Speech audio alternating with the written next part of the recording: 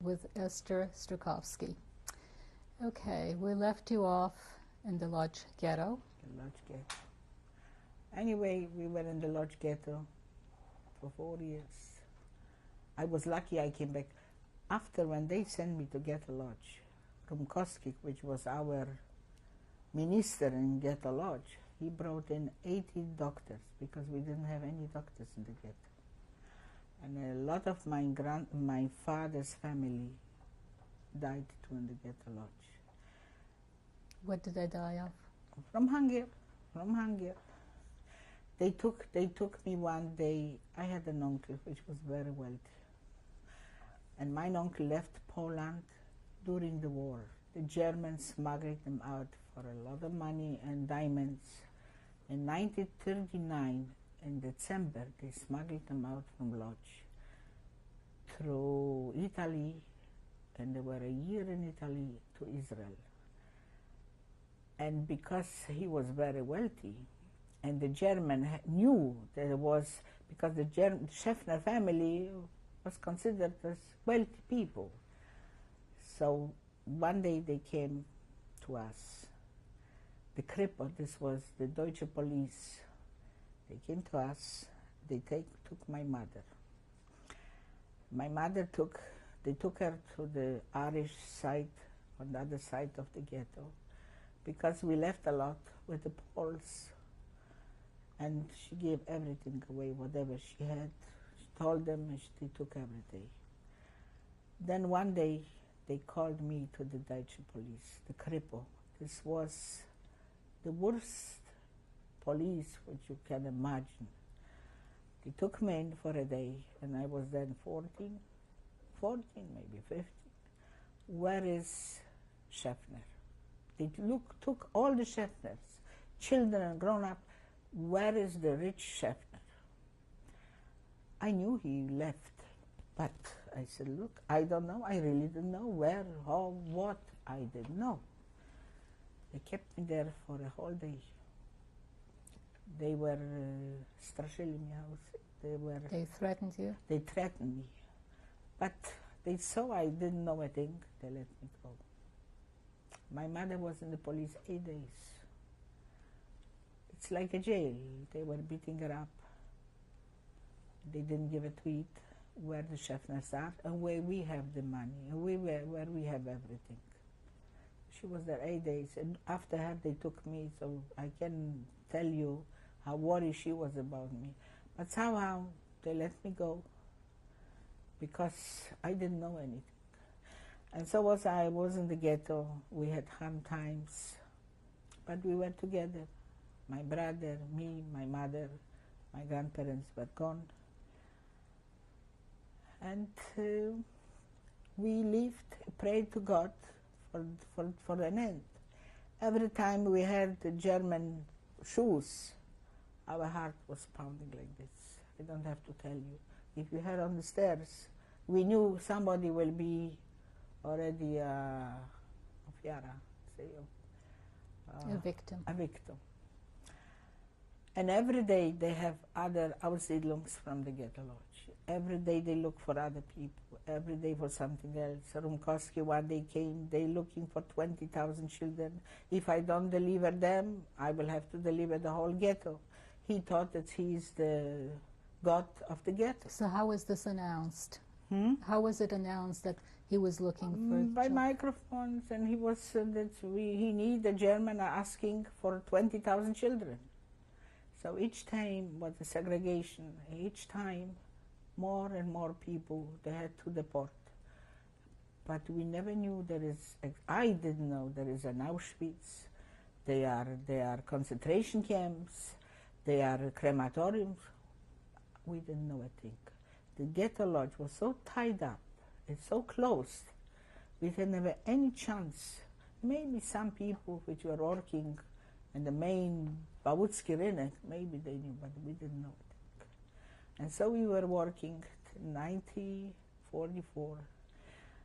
Every time they came with a new announcement. They needed people. They had to distract us.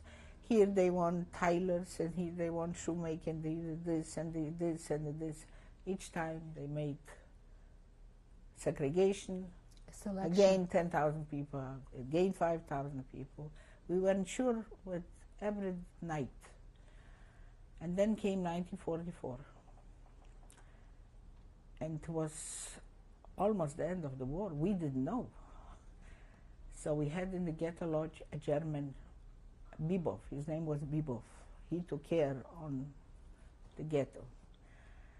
They were going around and screaming with the pipes, with the ramcols, with the, Loudspeakers? Loudspeakers. They were going around the loudspeakers. We want to save you from the Russian bombs. We will send you to a camp. You will work for us, and you will be much better off than here. It's beautiful, it's green, it's nice. We want to save you from the Russian bombs. Still, people didn't trust them. People didn't trust them. But they came in the hundreds and thousands. How much can you go with? How many could get away?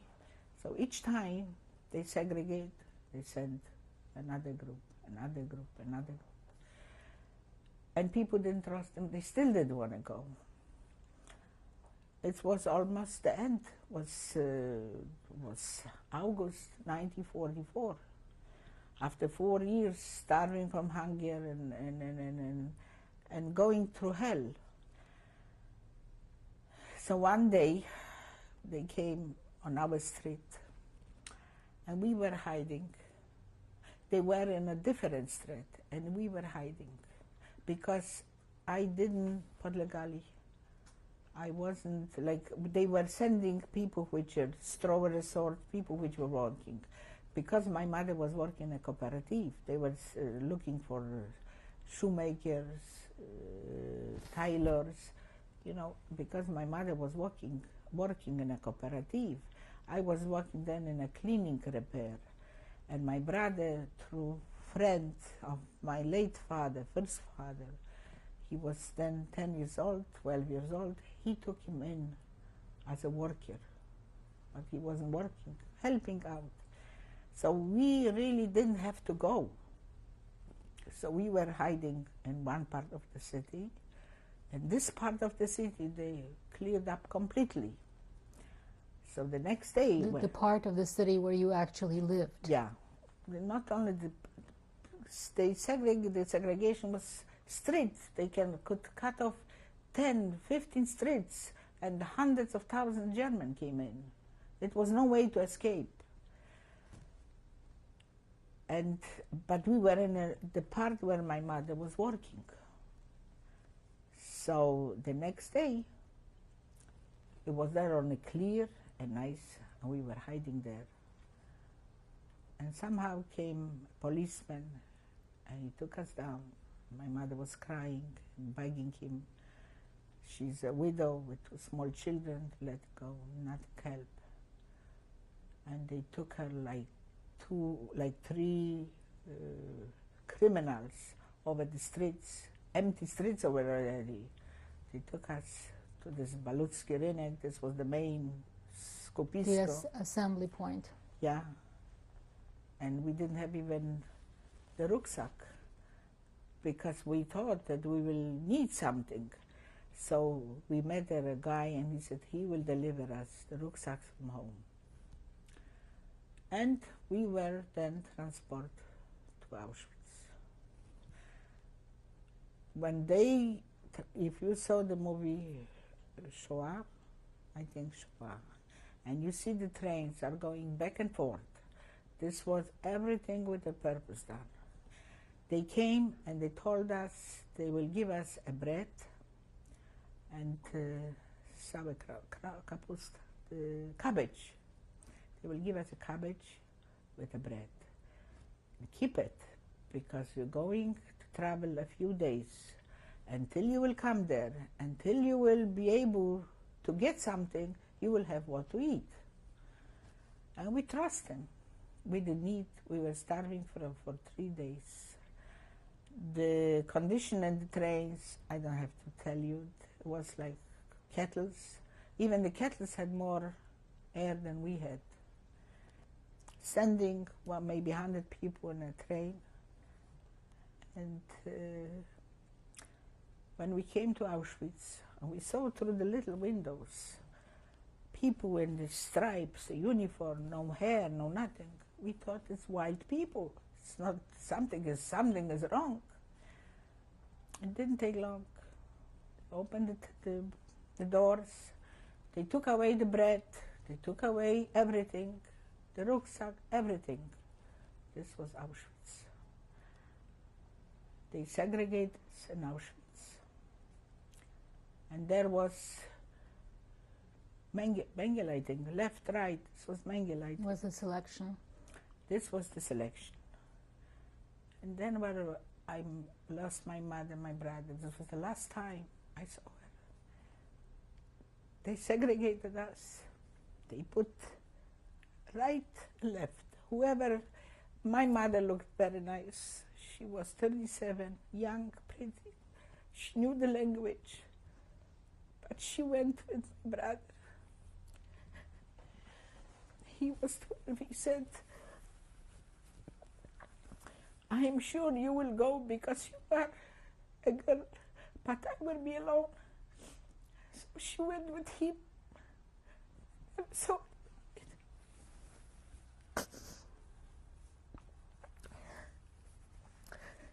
anyway, they left, right. They put us, in showers. They took up everything out, whatever we had. Oh, no watch, nothing. They put us through showers, and they took everything away. They throw you a dress. This dress could be good for you, could be good for a little child.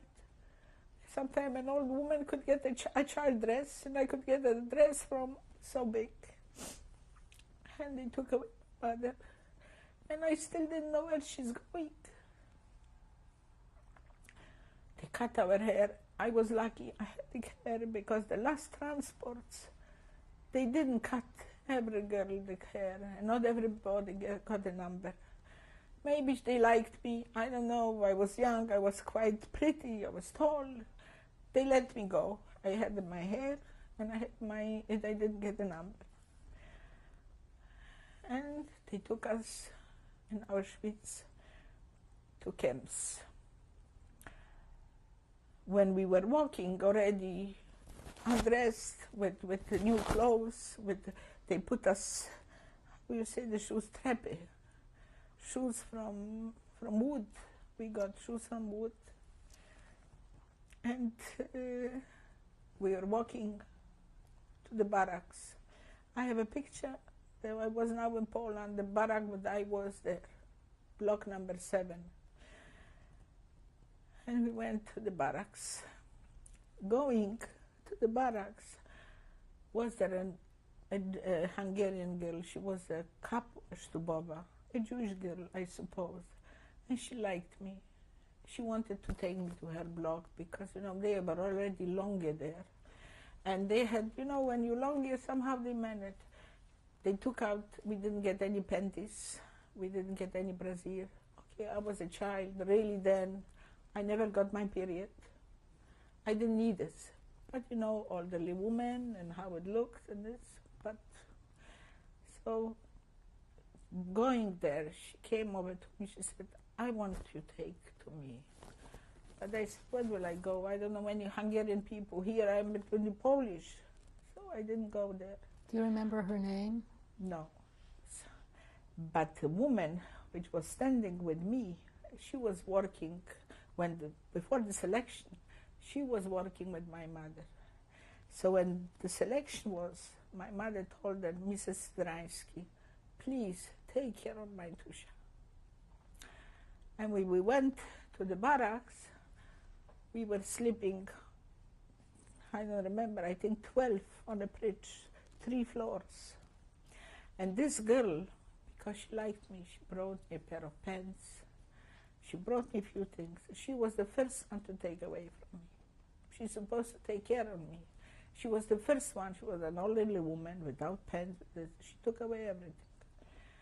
And she told us that here is a crematorium, and whoever is selected to the other side goes to the crematorium. Who is this Hungarian woman? Yeah, and this was the first time that we knew that there is a crematorium, that people are going on and not anymore out.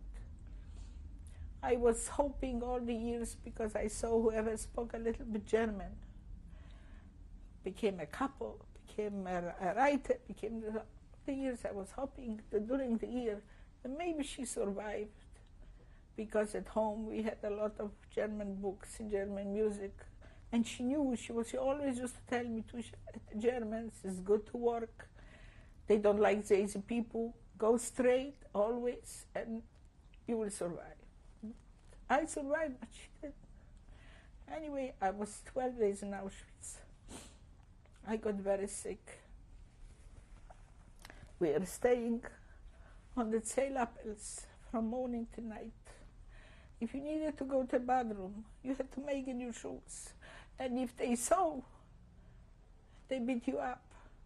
We were staying like this a few hours at night, let us go to sleep. Otherwise, all the time, they are beating up. They didn't give us to eat, just beating us up. After 12 days, I was very sick. I had fever.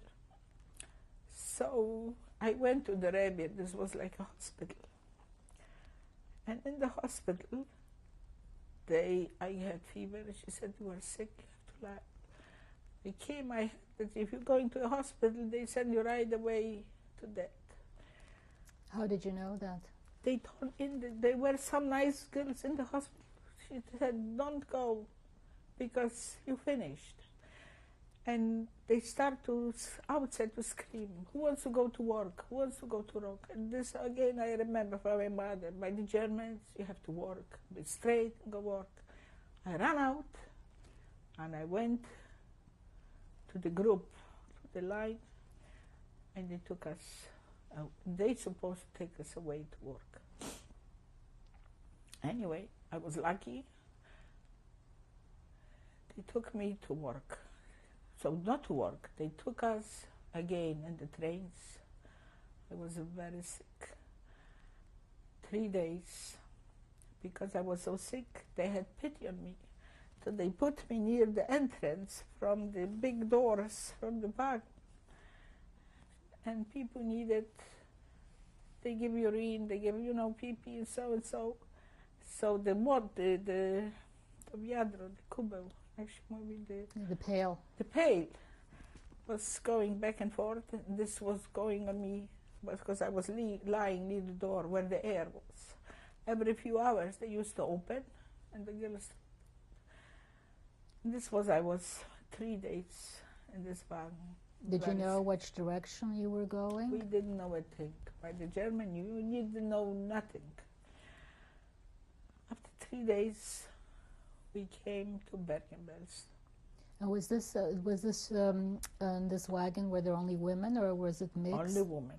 There was not only one wagon, it was a whole train. A train, yeah. A whole train going from. And it was all women? Maybe the one in our wagon, only women. In our block, were only women. We were lying in the block 12 days. We had a blanket.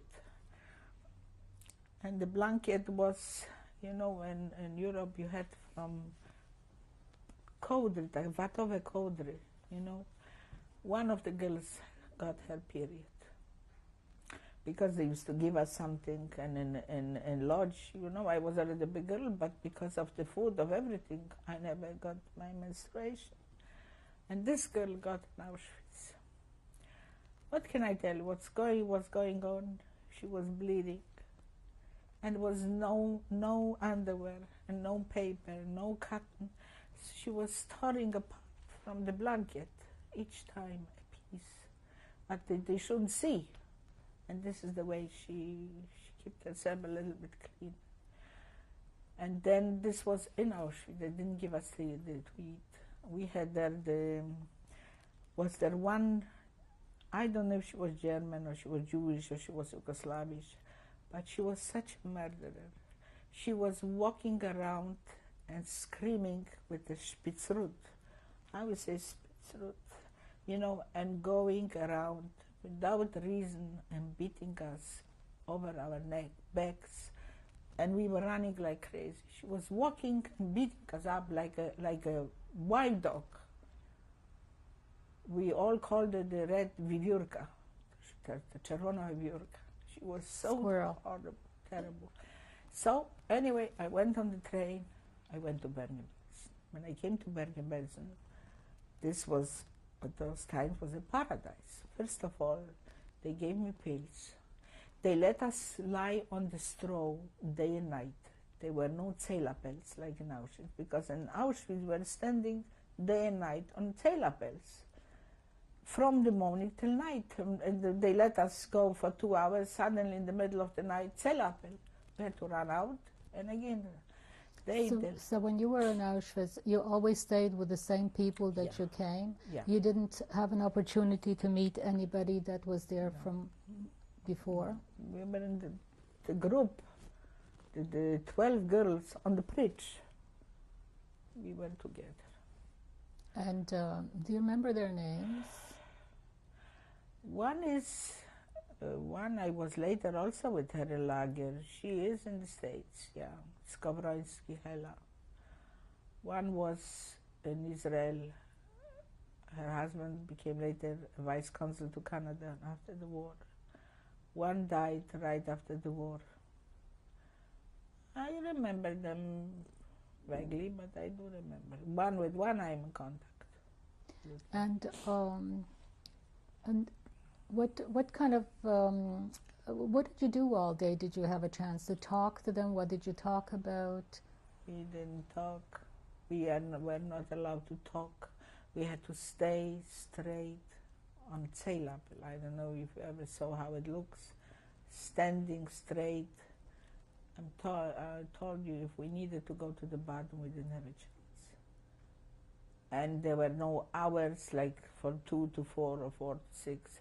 They could let us stay for 12 hours, then let us off for 2 hours, then call us in the middle of the night again. And this was the 12 days in Auschwitz. I was 12 days there. People which were longer later, somehow they adjust. They had already, you know, when you are in a camp for a few months, but I ran out. So did you see any officials while you were standing? Just the Germans, all the time, the Germans. What kind of officials? Didn't come, the Red Cross didn't come to us. I didn't see anybody from the Red Cross. But were these German officials, were they in uniform? All in uniforms, all in uniforms, with big dogs. We were scared to death only from the dogs, all in uniforms. When I lost my mother, right and left, right and left. The selection. The selection was like, this was also a matter of luck, because this transport somehow survived much older people than my mother. They survived. This was already the end of the war. Poland was liberated in January, and we were still in war 5 months. And all the time they were coming, only the Germans in uniform. And the dirty work made the Jews. All the Jews made the dirty work. What do you call dirty work? Okay. They shaved us. They beat us up. They were screaming at us. If we didn't do something, they were screaming at us. Some couples were awful. Some Jewish couples were awful. They thought that maybe with this, they will save themselves. Rumkowski also thought like this, but they took him to Auschwitz to the end. They thought they will save them, but they didn't. So all the dirty work, they cut our hair, and the women were worse than the men. The women were terrible. Anyway, we came to Bergen-Belsen. And in Bergen-Belsen, somehow I got well. Somebody was hanging something over me. I was lying 6 weeks on the straw. Still was summer, August. And we didn't have any Zählerpelz, any moaning at night, days and night. I got medication. We were all in a big... Do you know where you got the medication from? From Revere, from the Germans. They provide with the medication. I don't know what I got. I had typhus. And I survived. I was 6 weeks there. And again, one day, and then was still Bergen-Belsen halfway. Wasn't so terrible like later on. When we left, Bergen-Belsen became the Wurstlager, which was Bergen-Belsen. Because again, they sent all the people from all the surroundings, from all over Germany, Bergen-Belsen. Like Auschwitz before, Auschwitz they had given away, they sent them there. And were you all the time with the same people that you came? No. And you met people there that were there before? No, this group, we got a big barn. Barn is big, huge, like from one end of to the other end of and we were lying on straw, and they gave us something to eat, and once a week they let us go and wash, and that's it. When you say they gave us to eat, the Germans, the Jews, I don't know who, no, the Germans, the couples, but this came from the Germans. Mm-hmm. The couples gave us to eat. They gave us, the couples were they were operating under the Germans. On German orders. On the German orders. And they were the Jewish couples. Jewish couples. Were you ever in contact with non-Jewish couples? No. No, I had no contact with non-Jews. And the couples were also women, controlling the women? The women were terrible. The women were terrible. Anyway, after 6 weeks, again, they said they go with the transport, they need people for work. I was again in the line, and I want to go to work. Could you hold your thought while we change the tape again? Yeah.